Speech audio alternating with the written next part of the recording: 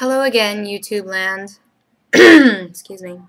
So here is my somewhat overdue follow-up posting from Friday.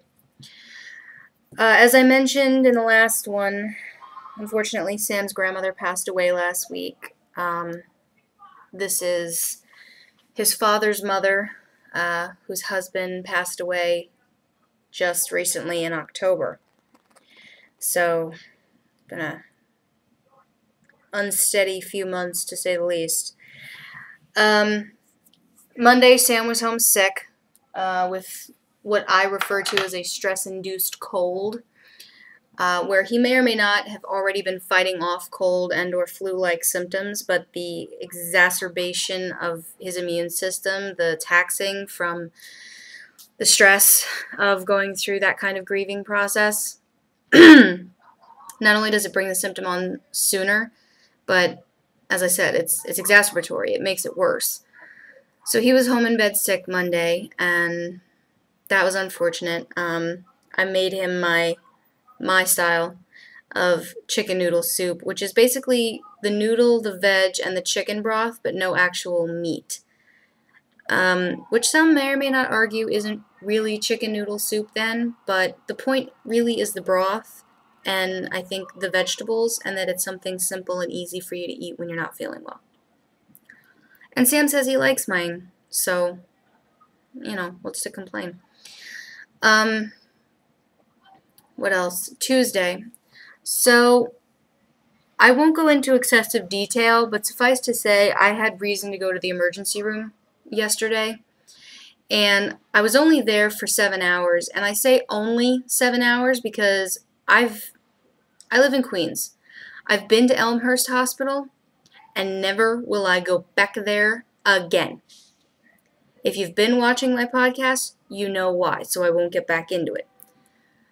But I instead go to North Shore LIJ, the Forest Hills location, which is not close, but the closest one to us. So I was only there 7 hours, and I had to go through blood tests, and, you know, I had to get IV fluids, and it was a thing. It was a thing. But I got there at like 4:30, and I was there until like 11:15, and the results were basically, here's some pain medicine, the cause is undetermined, follow up with your primary care physician. You know, except for the prescription, I really already knew to do that, and it was my primary care physician, by the way, who told me I should go to the emergency room. Oh, I don't know. I'm sorry, I keep rubbing my eyes. I took the pain medicine. So I feel somewhat better, but also tired. So all of the stuff around the house I couldn't get done yesterday for reasons of physical near incapacitation, I did get accomplished today, but that means that all I've had to eat today is a handful of potato chips, a bagel, something from Starbucks, and I've been up since 7:15. So in a couple minutes, given that it's 3:30 now, wow, that went fast, I'm going to sit down and have some pesto linguine, which is probably my favorite late in the day lunch. So yeah, that was my day yesterday, and it's not the medication that makes me sound out of it. There's a lot going on. The thing for me yesterday, aside from going to the emergency room, the thing that made the day tolerable is that I was in touch with Sam when I decided to go. I told him I was considering it. I called him when I decided to go. I was in touch with him over the next couple of hours until he was done with work for the day. And I told him, look, go home. I don't know what's going on. I don't know how long I'm going to be here. It's the same every time you come to an emergency room when it's not, you know, really, really, really urgent, you know, like something is broken, car accident, somebody got shot, stabbed, whatever. Which, luckily, has never been the case with us. So I told him just go home. So he was going to come to the hospital straight away, and I said, look, you get cranky when you don't eat, and I'm already in a hospital. I don't want to deal with you when you're like that. Go home. Feed yourself, then we'll talk about it. Luckily for me, that hospital has free Wi-Fi, so I was able to chat with him online.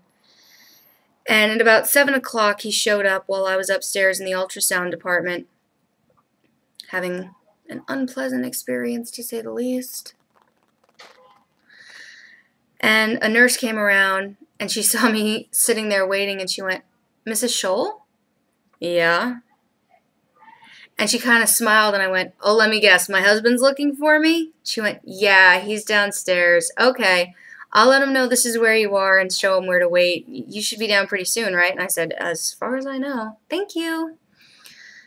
So about 20 minutes, 15 minutes later, I went back downstairs and met him, and he was very affectionate. He was giving me hugs and kisses and rubbing my shoulders and trying to make me feel better about being there and telling me, "Don't worry, everything's going to be okay. I'm right here, and, whatever it is, we'll deal with it. It'll be fine."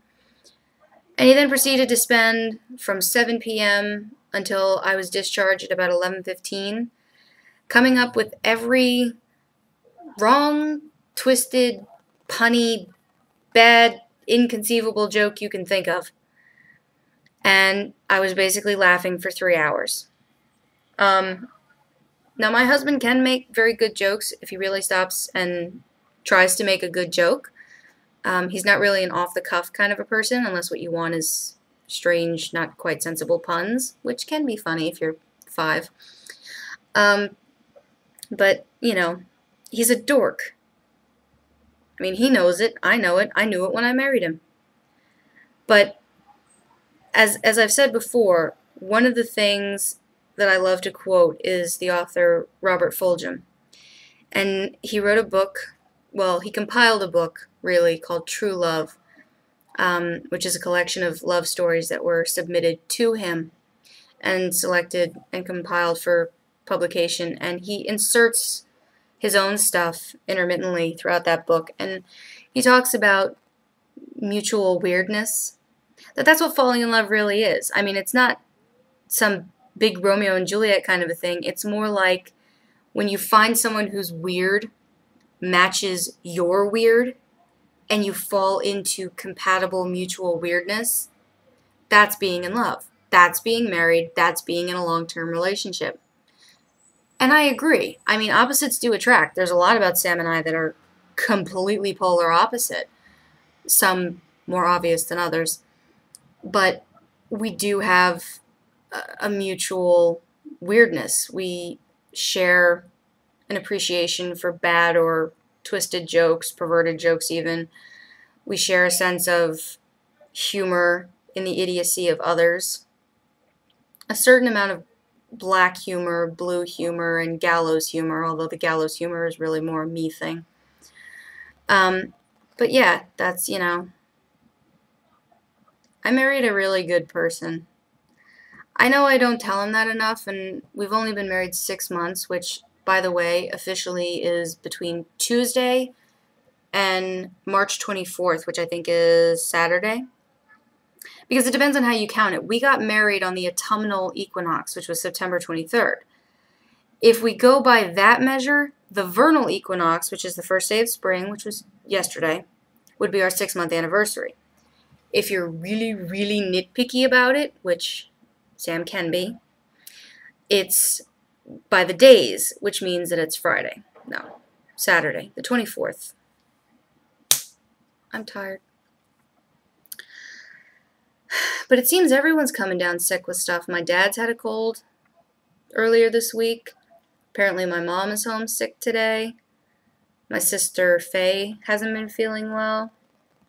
Although I will say that the uptick for me in the past 7 days was that I got to spend most of Friday with my sister Jasmine because of several changes that have been happening for her lately. She has more free time, and I was able to hang out with her Friday, which was fun. That was the one thing about how things had been for her lately that I didn't like, is that I didn't get to spend a lot of time with her.